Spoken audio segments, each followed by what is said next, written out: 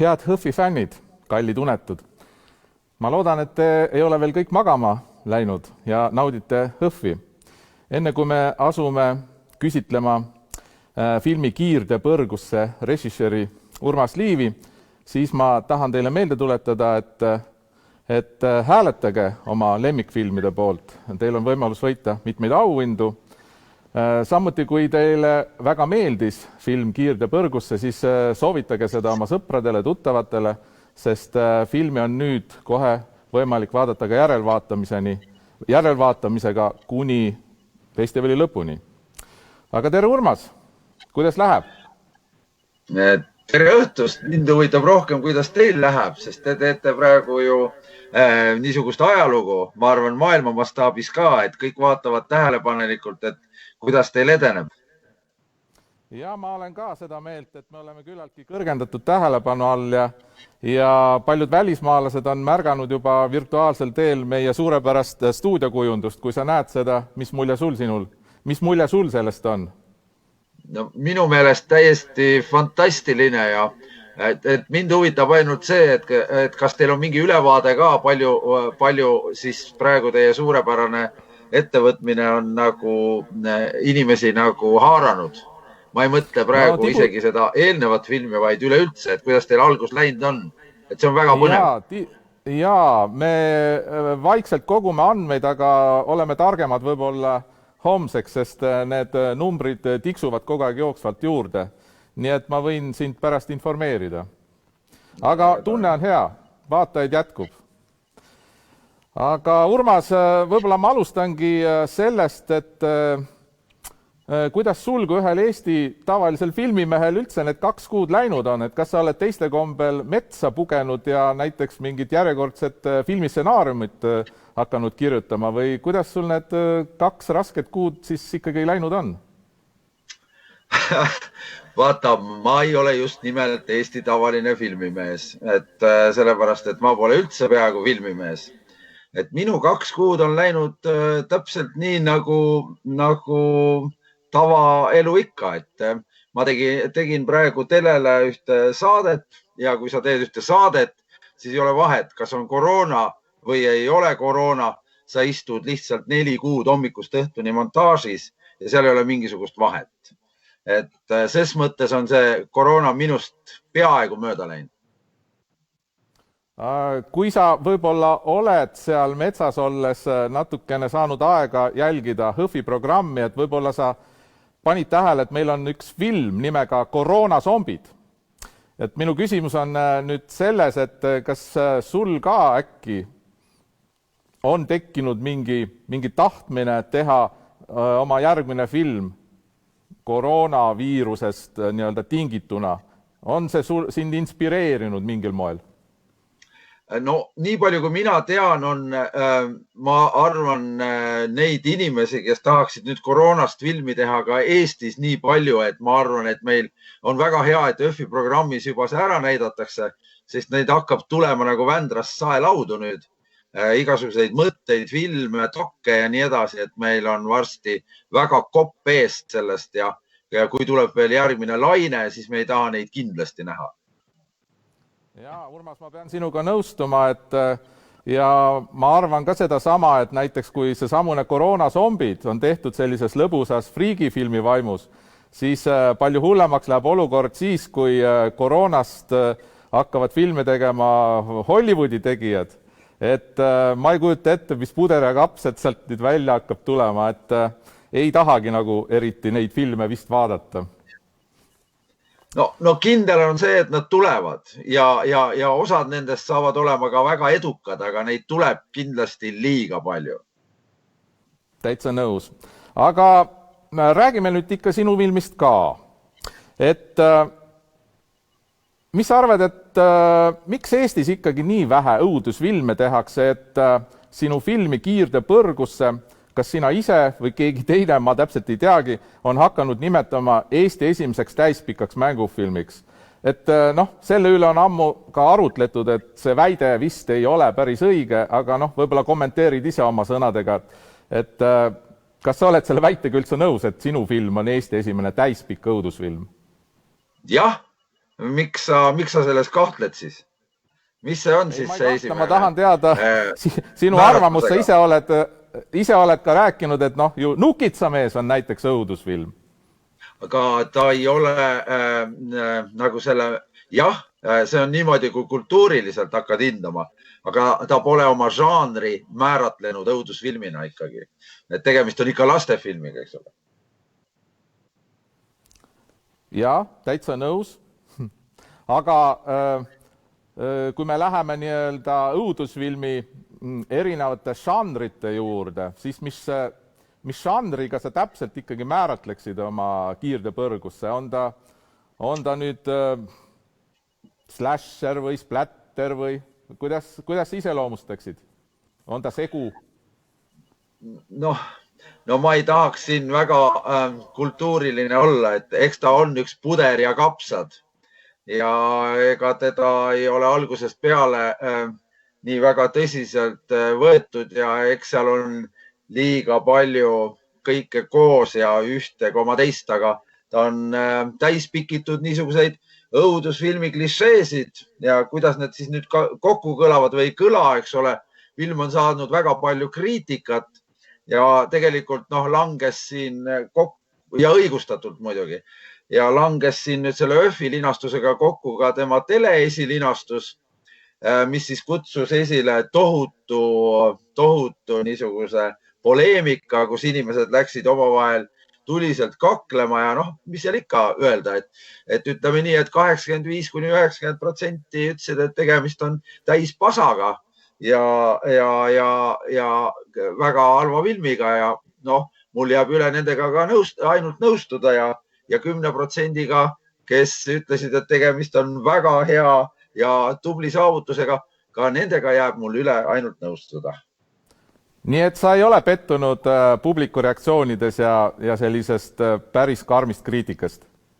Absoluutselt oodatav oli see kriitika ja sellepärast, et siin ei ole ka niisugust nagu verelõhna selle tegemisega ja see on omaenda aja ja raha ja mingi eluaasta kulutamine võib-olla tühja tähja peale. Aga sellel üks mõte siiski on, et see Eesti filmi maastik, mis on läinud niimoodi, publik on väga kaasa tulnud aga tehakse niisuguseid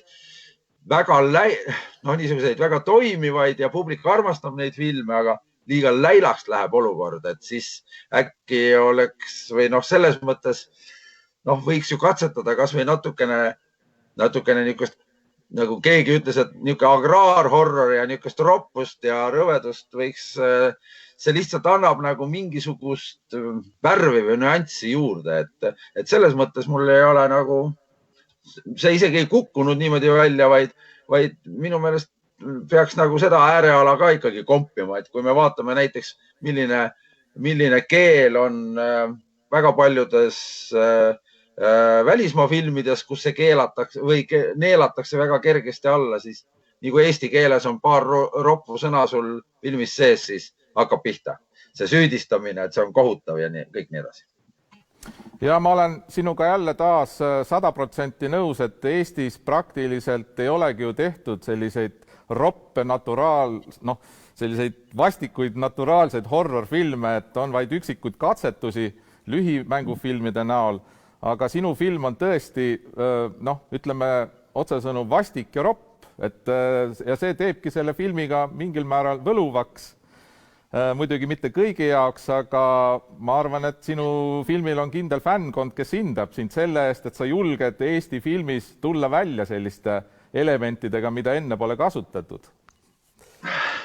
Nojah, aga eks see oli mulle endale katsetuseks mitte nagu tõsiselt nagu tulla sellega kuidagi pildile, et ma olen algusest peale kogu aeg rääkinud ühte seda sama nii filmigrupile kui ka eelmine aasta seal Haapsalus, et see on, et teda ei saa nii otseselt ja tõsiselt võtta ja ei maksa ka nendes kategooriates temast rääkida. Aga see oli mulle katsetamiseks, et mõne mõtte kontrollimiseks ja ma ise sain sellest palju targemaks. Kas sul on mingeid otseseid mõjutajaid, inspiratsiooniallikaid ka maailmafilmi klassikast? Ma mõtlen õudusfilmi klassikast, eriti sealt 70-ndatest, 80-ndatest a la Lucia Fulci, Mario Bava, need kuulsad Itaalias splattertegijad. Ma arvan, et nagu enamuse, väga paljude inimeste jaoks, minu jaoks kõige paremaks õudusfilmiks siiamaani on siiski Exorcist, eks ole. Ehk siis, et sellest ma ei saa üle ega ümber, et ma võin seda vaadata, olen seda vaadanud mitmeid kordi ja see on ikka nagu väga äge. Aga ma ei tea, siia ma kuhjasin lihtsalt klišeesid, et kui sa vaataksid seda filmi ja stsenaarium oli natukene, mitte natukene, väga kaootiline, üle kuhjatud, eks ole. Aga kui sa vaataksid sealt ainult ühte juppi või ühte minutit või 2 minutit ja ei seoks neid omavahel kokku, siis sa näeksid, et see ongi tegelikult niisugune üksteise otsa lükitud õudusfilmi klišeed, eks ole, kõik need kirved ja vaimud ja hinged ja moondumised ja arusaamatused ja kõik niimoodi. Aga jah, ta oleks võinud võib-olla natukene, võib-olla isegi mõttes ikkagi oli natukene, et ta on natukene selgemalt nagu vastuvõetav ka publiku jaoks, et nüüd pidid väga järge ajama tõesti, et nagu ree peal püsida, et see on ta suur puudus loomulikult. Igas filmis oleks see väga suur puudus ja sellel on ka, siin ta kahjuks seda on.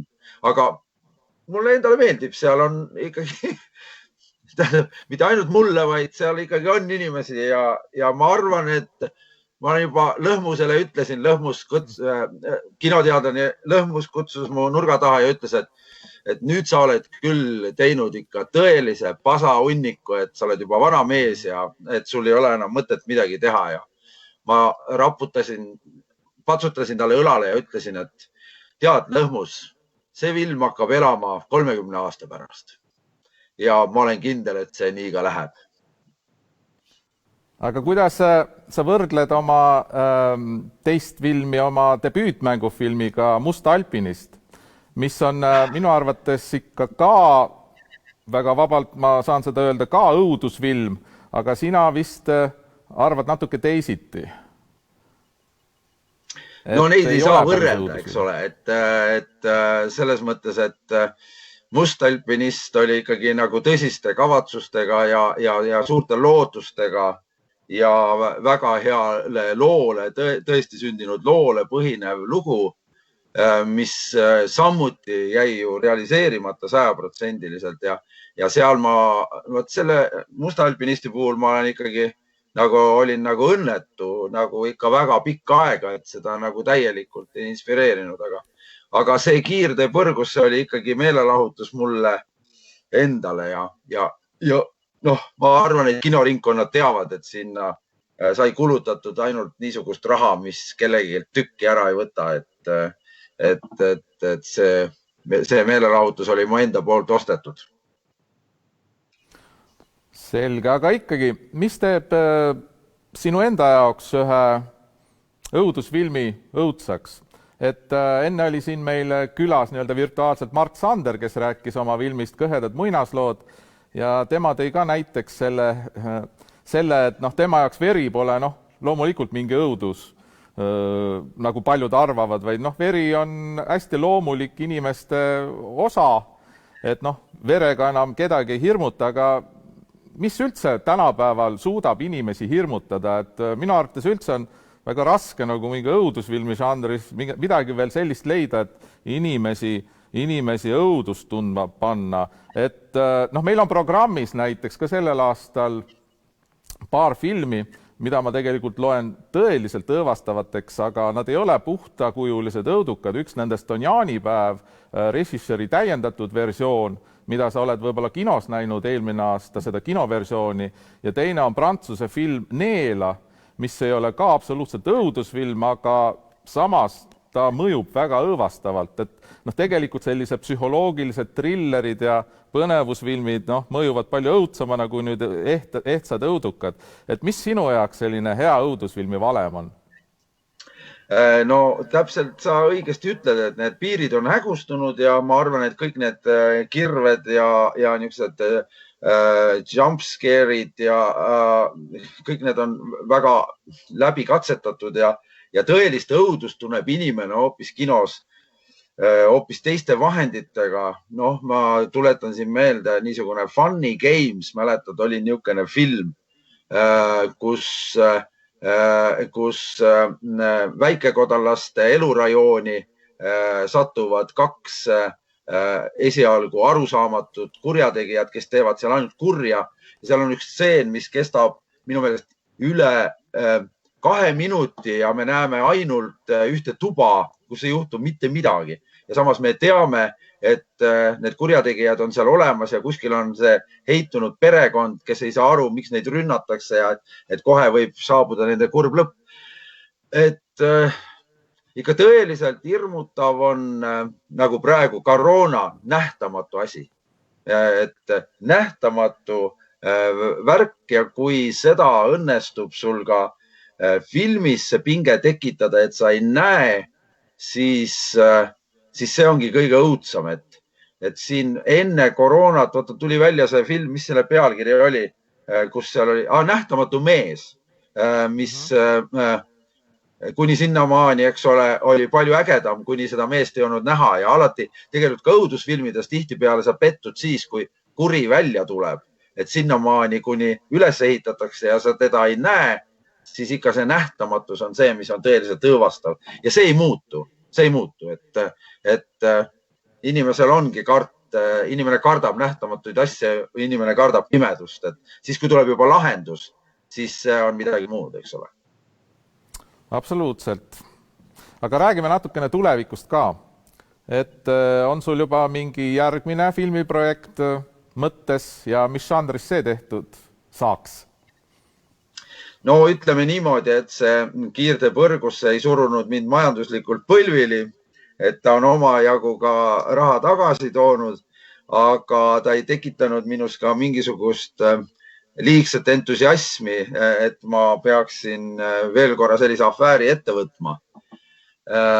Et ma praegu pühendan oma tuleviku küll absoluutselt muudele asjadele ja võib-olla see on ka õigustatud, et filmi peaksid tegema andekad inimesed. Kahtlemata, Urmas, sa oled andekas. Ja, ma arvan, et paljud ootavad sinult uut filmi. Ja. Ei, mul praegu tõesti, et ma lähen praegu korraks õpetamise lainele ja eks siis näeb, mis siis saab, et praegu mul jah. Noh, vaata tüüpiline režissöör ütleb põlevate silmadega, et tal on sahtlis juba järgmine või portfellis või ta veedab juba unetuid päevi ja unetuid öid, et ma praegu seda sulle kinnitada ei saa. Ei ole mul sellist mõtet, et elu hakkab juba lõpupoole veerema, ei saa olla ainult niisugune nagu tulevikus elad. Noh, tuleb kõik asjad ära teha, mida veel on vaja teha lisaks, ütleme siin, filmi tegemisele. Selge, aga aeg on juba hiline, Urmas. Suur aitäh, et olid meiega ja näitasid oma filmi. Me peame siin lõpetama, et oma päeva nii-öelda kokku võtta. Ma tahan öelda, et väga äge ja ma ütlen, Helmut, sa oled geniaalne tüüp ja ma ütlen ja ma kujutan ette, millist orgunni see kõik on praegu nagu sinult nõudnud ja ma ikka ei liialda, ma arvan, et terve maailma pilgud mõnes mõttes on praegu selle festivali peal. Et see on suur asi, mida sa teed ja ma tean, et miks ma ütlen sa, ma tean, et seal on meeskond, aga sina oled see, kes on sinna oma vere pannud, nii et ma väga loodan, et see sul kõik nagu õnnestub ja et see tõesti maailma jääb mingisuguse märgina maailma festivalikultuuri ja see on nüüd tänu koroonale, sest Haapsalu festival kindlasti iseenesest seda märki ei oleks niimoodi jätnud. Jah, aitäh sulle, Urmas, heade sõnade eest, aga nüüd tõesti hea tööd. Ja, hea tööd. Aitäh teile ka.